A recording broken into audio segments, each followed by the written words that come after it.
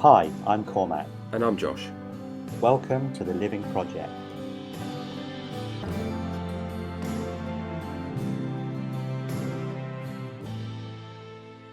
Be true, live wild. Hello, welcome.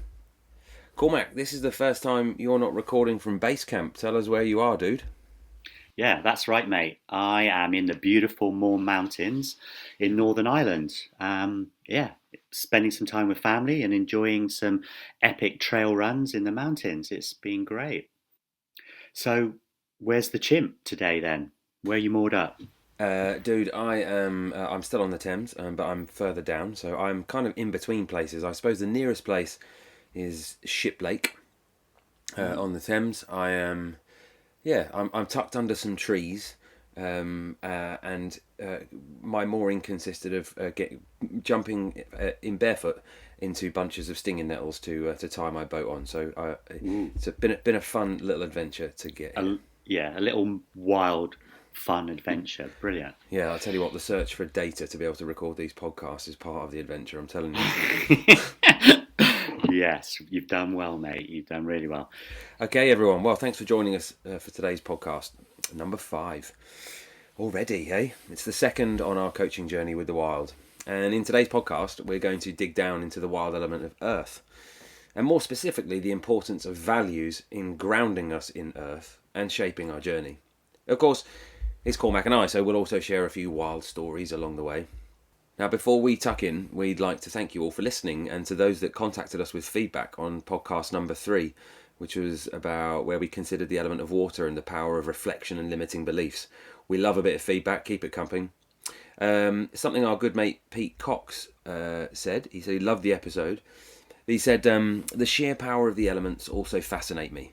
Water has sculpted and shaped the world we live in. It will at first take the line of least resistance, but will also mould and destroy to further its journey. Thanks, Pete. We couldn't agree more.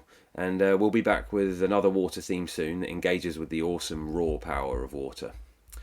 Our mate Rusty, actually, who features in next week's podcast, is a lifelong surfer, and he knows all about the power of water and the need to surrender to its overwhelming magnificence. So tune in next week to hear his journey with the wild. Yeah, thanks, Pete. Well, at the Living Project, you know by now that we're passionate about considering our human experience and using each day as an opportunity to work on our inner self and find space to create community and contribute to the outer material world. We really believe that these 3 actions are the source of our interconnected well-being. As the great Indian independence leader Gandhi said, "We but mirror the world. All the tendencies present in the outer world are to be found in the world of our body. If we could change ourselves, the tendencies in the world would also change. As a man changes his own nature, so does the attitude of the world change towards him." Wow. Well, a key point in this quote that rings true for us throughout our coaching journey, and in this episode in particular, is that work on the self can be powerful. It's a powerful change agent, not only for ourselves, but for others and the world around us. Yeah, and I'm sure good old Gandhi meant, as a person, changes their own nature. I'm sure he doesn't just believe it's man. We'll just put that one down to the use of the word man. Good old Gandhi.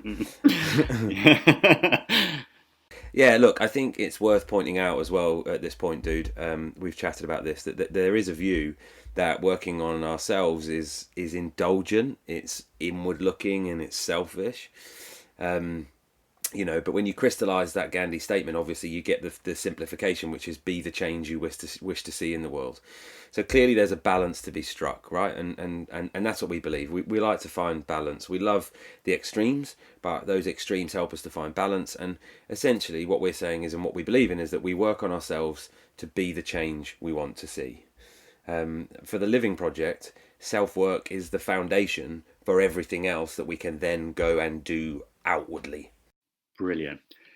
In the wild, it's our connection to the element earth that really determines our survival and whether we survive or whether we are able to thrive. So we need to harness its resources to clothe ourselves, to feed ourselves, to provide shelter. And these are the basics that sustain human life. The psychologist Abraham Maslow, you may have heard of him, he says that a healthy human being needs a certain number of needs to be met, and that these needs can be arranged in a bit of a hierarchy, with things like physical needs, safety needs, feeling secure being the basic ones, and they sit at the bottom near the ground.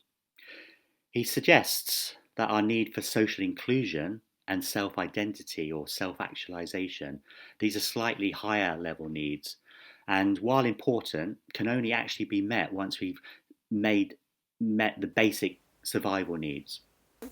Yeah, and to take this a bit further, I was talking to you about that book. It's called something like how to treat depression fast or something, but it's essentially a book about the human givens approach. I'm a big fan of it. I suppose it builds on this. If Maslow is saying there's a hierarchy, which you've got to meet the basic needs in order to fulfill the ideas of social inclusion and self-identity, the human givens is about these emotional needs, and the human givens approach states that in order to feel safe, secure, and grounded, which are those basic needs, in order to actually be able to feel those things, and therefore go out into the world and be useful, that social inclusion, we as human beings have a set of emotional needs we need to ensure we meet. We need to work out what they are and meet them ourselves. So what we're learning already is that before we can run, we need to walk. We need to be well grounded in the earth. We need to feel secure and safe, and from there we can set forth on the great adventure of being us around a lot of others. I'll be brave and I'll dig into a bit of yoga. An analogy here may help, Do it. Josh. Do it. Yeah, the earth element in the body refers to a place where the raw elements for our bodies come from. The earth element is represented in the first, or what's called the root chakra of the body. It is where we find our sense of belonging and of security. So it's essential, before we can really feel confident to get out in the world, as we've been highlighting, that we root ourselves into that ground so that we feel secure and that we can launch out into the world beyond that. Yeah, nice. So we've just shared a few things. So this grounding or earth element of our human needs, whether it's in Maslow's structure of basic human needs, the human givens approach to emotional needs, or in the yogic tradition of chakras, okay, this is not us saying grounding is important. There's basically everyone who's saying if you want to be a human that exists in a healthy way for yourself and for those around you, you kind of need to be grounded, whatever you want to call it and however you want to do it. And it's a universal human experience. We believe there's a key for everybody to strengthen their relationship with the earth element and ground themselves. Our intention is to provide a number of keys along this journey, and today we're focusing on values. For us, values are like a lighthouse or a North Star. They guide our way. With this in mind, one of our favourite short, powerful quotes about Earth is from the poet Rupi Kaur.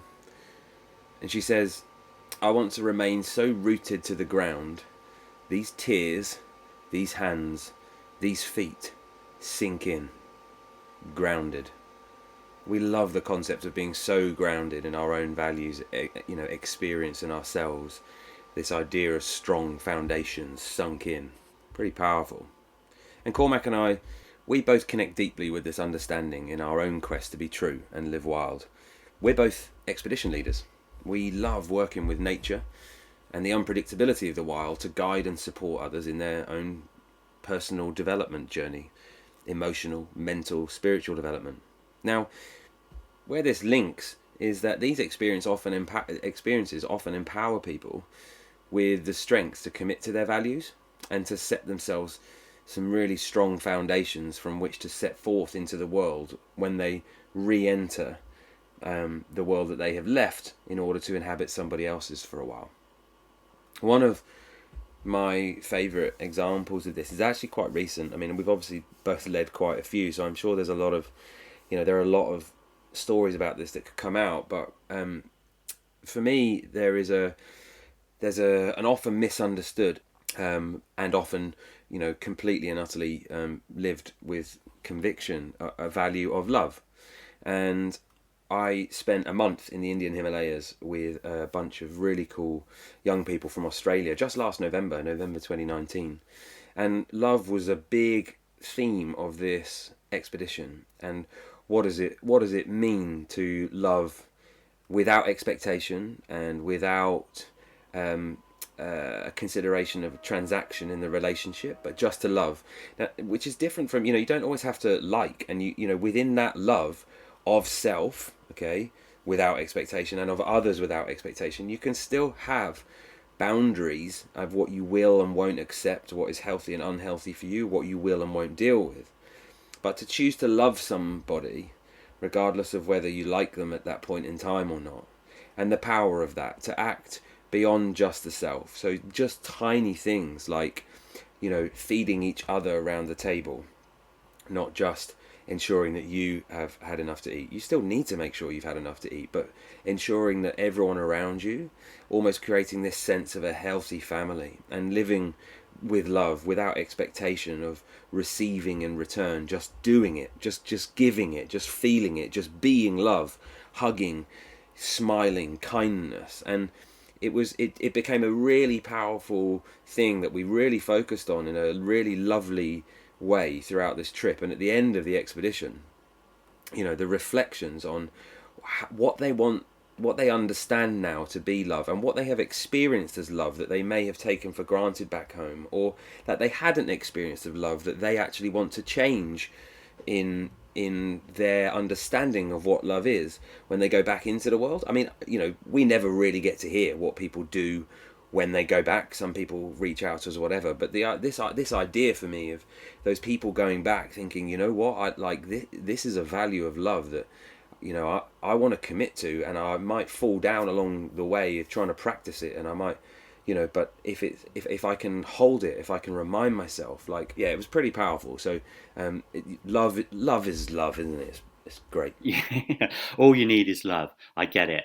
Josh, epic. Thanks for sharing that with us. And I can just see it now. You and your guys from Australia in the Himalayas, digging those big mountains and reflecting on values, and particularly the value of love. I mean, that must have been an epic expedition, and that's the sort of expedition I'd love to be on. We are lucky people, aren't we? We are. Um, if you were lucky enough, or you've been able to check out episode 3, that's where we looked in detail at beliefs. So they are similar to values, aren't they? Except values are more guiding principles, an internal compass by which we live our lives. They shape the kind of experiences we seek and those we want to avoid. So values give us purpose. Without them, we would lack a sense of meaning and perhaps lack motivation. So our beliefs cluster around these values. So you can imagine, if we can examine these values, if we can maybe change or reprioritize our values, we could have a huge impact on our own beliefs and consequently our behaviour. Mm. So Stephen Covey, I'm sure you've heard of Stephen Covey. He wrote the bestseller, The 7 Habits of Highly Effective People. I love that book. He advocates that values are the basis for how we allocate our time. He calls values like rocks. They're embedded in the ground. They're connected to the earth.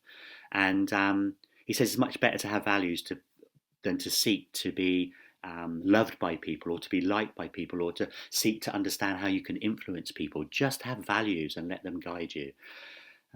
They're what are important to us. He suggests a good place to start is to consider our own personal vision and mission. So much in the same way as organisations do. Yeah, I love Patagonia's mission, because it's really, really simple. Patagonia, the clothing company, and the political and environmental campaign organisation now, I would say too, is their mission is, we're in business to save our home planet. So they're openly honest. We're in business, and the business exists to be a part of saving our home planet. Simple, sweet, love it. You can read, listeners, you can read more about Yvon Chouinard, who's Patagonia's founder's inspiring approach to business, in the book Let My People Go Surfing. I suppose the key thing that I've taken from that book is recognizing that to change, we need to be grounded in some values, or we need to, be able to consider those values. And to be grounded, first and foremost, we need to look after our source of life, our planet Earth, the ground on which we walk, the water on which I live. So our first question for anyone listening is, what would your mission statement be? But, and I imagine that will take some time to figure out if you don't already have one. And perhaps the rest of this podcast might help you explore this a little more. Yeah, I hope so. Let's go for it. So, as a warm-up to considering our values, we need to just be a bit grounded. And that's in a very real sense. So, if you're doing this with us now, let's go with it. If not, you can listen through and do this later. But essentially, it's really important before you do any of this kind of self-work is just to connect with the ground. Place the feet on the ground, sit comfortably, sit on a chair, sit on the ground, lie down on the ground, but get connected in some way to the ground beneath your feet. And just breathe. Take some deep breaths and then relax the breath and just kind of get into your kind of connection with your senses. What are you feeling? What can you smell? And once you're kind of taking those few breaths and really kind of grounded yourself, connected, then you can start doing some work. So what I'd like you to do is to bring to mind your relationship with the element earth. Do you have a favourite place that you go to or that you love, that means something to you? With that in mind, can you smell it? What does it look like? Can you feel its texture? Are you feeling grounded, connected, engaged? To take this a little bit further, let's imagine you're in an ancient oak wood. It's dripping with bearded lichen. You're laying on a soft ground of leaves, and that's dappled in sunlight. It's bouncing all around you. There's birdsong, a gently flowing stream hums in the background. And the oldest tree around you seems to be speaking to you. What do you value in this moment? So take a few deep breaths.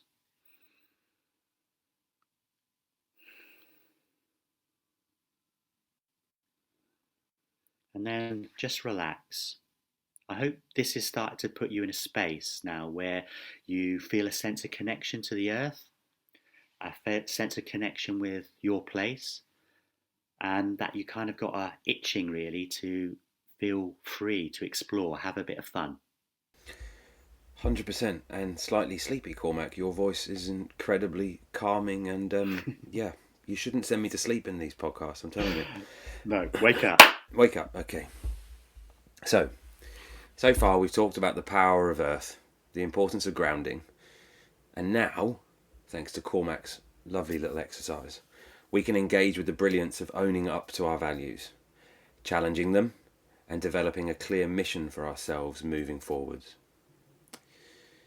So next up, we're going to touch on specific coaching tools that can help us analyse our values. Mark Manson, in his bestseller The Subtle Art of Not Giving a Fuck, talks about a need to recognise shitty values and good values. I can't remember what he actually calls the good ones, good values, healthy values. And in another book, The Courage to be Disliked, which is a book consisting of a conversation between a student and a philosopher, they discuss the importance of examining our own values and owning our own tasks, they call them. In common language, you might say owning your own shit, in order to connect better with others. Allowing others to own and live their own journey while we focus on who we are to ourselves and those around us. Great. Love that. I need to check it out. I haven't done so, and I'm really going to do that. Another tool that we believe is powerful is based on the famous visualization exercise in Stephen Covey's book. We mentioned it earlier. We've adapted it. Imagine you are attending a major life event in the future. It does really work well if you try to visualize it. But let me explain how it should work.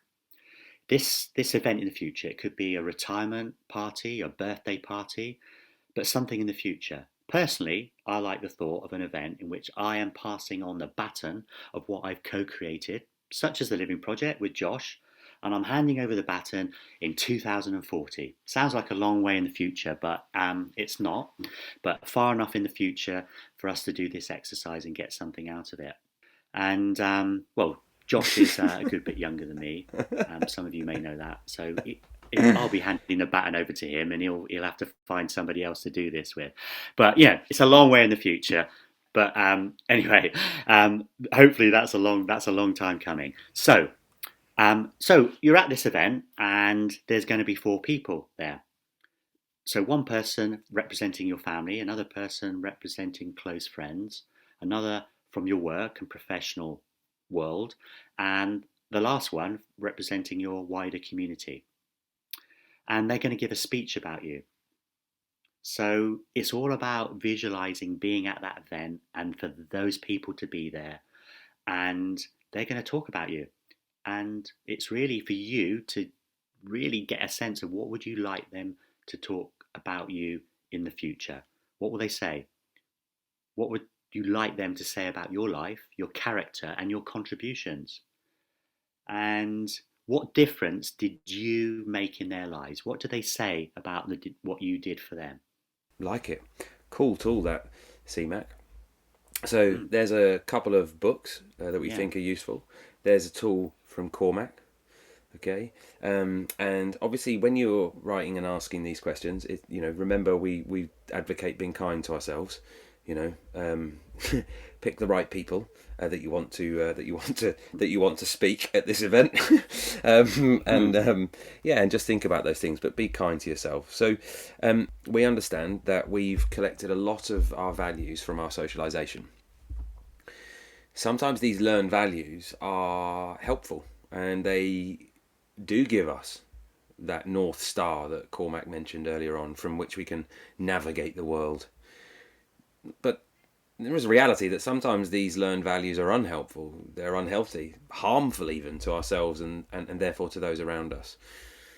And as we get older, we can sometimes get lost and disorientated and wondering why certain things are happening in a certain way, potentially repetitively. And this is when we need to take a moment and engage and ask what are my values, and importantly, how can I live with them as a guide, work to do, to separate the shitty values and the good values, as Mark Manson said, and consider what are your tasks, and consider what you would like people to say about you at this future event. So the second tool, the key here is to further question, as we keep saying, with kindness, and determine our values and prioritize them. So the second tool is powerful questions. So we continue with Covey's ideas. He's got a key theme of starting with the end in mind. That's in the 7 Habits, isn't it, Cormac? Yes, it is. Number 2, I think. Oh God! Wow, you even know the number. You are a disciple. Now, according to the philosopher Jean-Paul Sartre, this is going a bit deep, but trust us, we know where it's going, and it's important. Okay. So, according to the philosopher Jean-Paul Sartre, people who refuse to face up to death, or as he called it, non-being, are acting in bad faith and living out a life that is inauthentic and unfulfilling. Stephen Covey would say they're not living or starting or living with the end in mind. Facing up, so Sartre goes further. He says facing up to non-being enables us to put our life into perspective, to see it in its entirety, and thereby lend it a sense of direction and unity. In more common speak, I recently met a surf dude on a beach in Bali who said to me one night, after a few beers, "Look at all these people walking around acting like they're not going to die." I'm not going to do the accent. So good. Here's the next set of questions, okay, we challenge you to kindly think about and answer in your journal. Okay, so the next bit of tool. Question 1. With however many days, months, years I have left, how do I want to live the rest of my life? And the key here is how. How do you want to live your life? How do you want to approach it? How do you want to feel? How do you want other people to feel? How do you want to behave? How do you want to interact? How do you want to feel? Question number 2. What sort of trajectory will my life take from this point onwards? Now, the key here is the word will. In the limiting beliefs podcast around water that we did, we spoke about the importance of language. If that language is what sort of trajectory do I want my life to take? What sort of trajectory should my life take? It's kind of hopeful. Should almost puts it is almost someone else's responsibility. Well, it should, but it just didn't. So the key here is that word will. What sort of trajectory will my life take from this point on? That's about intention. And with intention comes commitment. Question number 3. Do you have any heroes? Or, people you look up to, people you admire, ordinarily inspired people that you connect with. And ask yourself this about them. What is it that you admire? And here's the final bit of it. What are the values they live by that you like? Loving it, Josh. So moving on, what we want you to do is to write down all the values you consider that are important to you. Could be love, could be compassion. Now try and examine a little more about what you mean by love and compassion. Try to define what it means to you.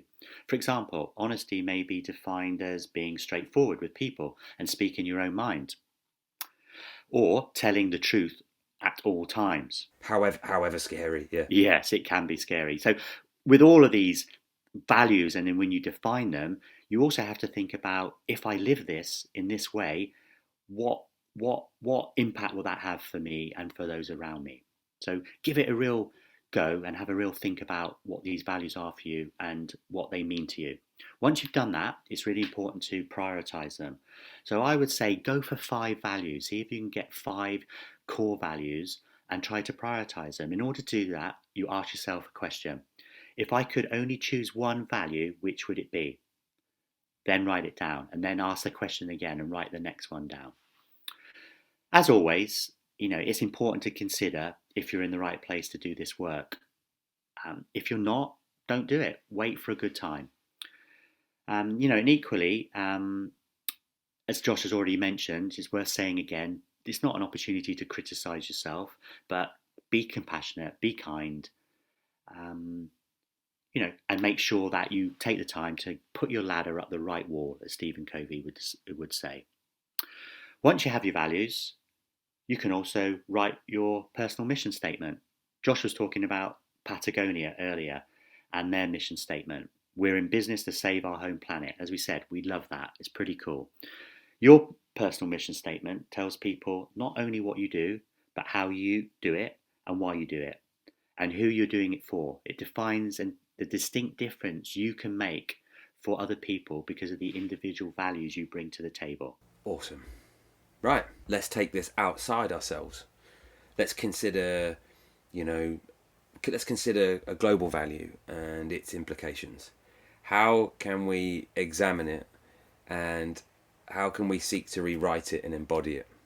In an awesome recent Rich Roll podcast, I know you're a massive Rich Roll fan, Cormac. Yeah, love Rich Roll. Thanks for the introduction.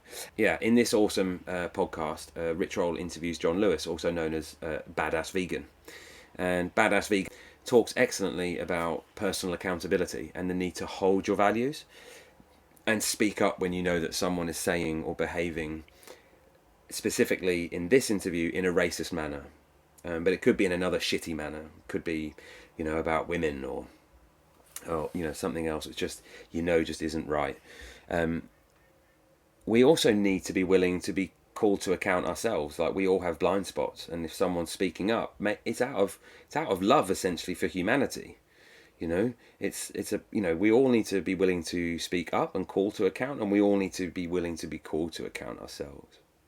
A Badass Vegan says we need to do this. We need to call this out, even if it means that person won't like us.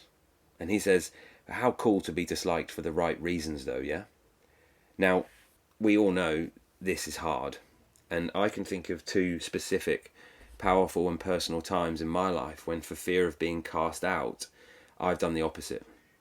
One example is when I began to call out racism in a group situation, but acquiesced to a request not to rock the boat. And once, when someone more special to me than the group we were with began to call out some pretty unhealthy bullshit, and I strongly asked them not to rock the boat. Both these times caused more harm by not, as my hero Maya Angelou would say, doing right. Both these times caused more harm by not doing right than would have been done by doing the right thing there and then, having some courage. And as Maya Angelou says, it may not be profitable, it may not be expedient, but it will satisfy your soul. Just do right. And here at the Living Project, we firmly believe it's always kinder in the long term, right? To everyone to try and do right. But make no mistake, it takes courage. So with your courage and commitment, what values will you stand for within yourself and within society as a whole? Where will you plant your feet and grow from to live great values and spread them in the world? Wonderful stuff, powerful stuff, Josh. I just hope our listeners can hear the ducks in the background by your boat quacking away, just in case we get too serious. We're reminded. Wonderful. Okay, let's pull all this together. There's 3 key points we would love you to take home from our conversation today. The first one is that values provide a strong foundation and a sense of grounding. The second point is that by examining our own stories and sharing and listening to other people's stories, we can really get some insight into defining our own values, those that are unique to us. And the third point is that by writing down our values, prioritising them and defining them, it will really allow us to be a bit clearer about who we are. It is enough just to breathe at times. It's enough just to be ourselves. We don't have to be some superhero. But when we have grounded ourselves and we have these values and we're comfortable with those, then it gives us permission to perhaps go out there in the world and really live, really live and really see if we can thrive and be the best that we can. A clear mission in that sense will allow us to fly, but always remaining grounded to who we are and connected to terra firma. Yeah, and it's, I've spoken to you about it, and I think I shared it with you, but it allows us to, and this is that point that we made about, having the ability to step out and to stand up and to challenge not just ourselves, but society too. Kate Tempest shared that beautiful poem during lockdown, and the Badass Vegan, as we've talked about already, is kind of urging us to do. This grounding enables us to hold your own. Well, on that note, it's been a great pleasure for myself and Josh to share some stories and keys for you to learn more about and use on your journey. And as always, we encourage you to do research, learn more, find some quiet time during the week to do things for yourself with your journal. Josh and I really advocate journaling as a great tool and a great habit to develop. So with this in mind, now is the time. Now is always the time. Go and find a place that represents earth and grounds you. Go question yourself. Discover and identify values that serve you and live them inside and out. Next week, we'll be joined by Rusty, an ordinarily inspired surfer, a new stepdad, and a lifelong opportunist living in LA. The week after that, we'll dig into a theme connected to fire. Thanks for that, Cormac. I really enjoyed that chat. Yeah, likewise, Josh. Absolutely loved it. And thanks you guys for joining us on the Living Project today. We hope you've enjoyed it. Check out the episode notes for further reading and listening, and all the references that we've alluded to today. We'll slam them in the notes. And if you've got any questions or want to get in touch, we're on Instagram and Facebook at the Living Project 2020. We look forward to connecting again soon. In the meantime, be true, live wild. You've been listening to The Living Project with Josh Bulpin and Cormac Davey. Enjoyed it? Please subscribe, follow, rate, and share with everyone you know. See you next time.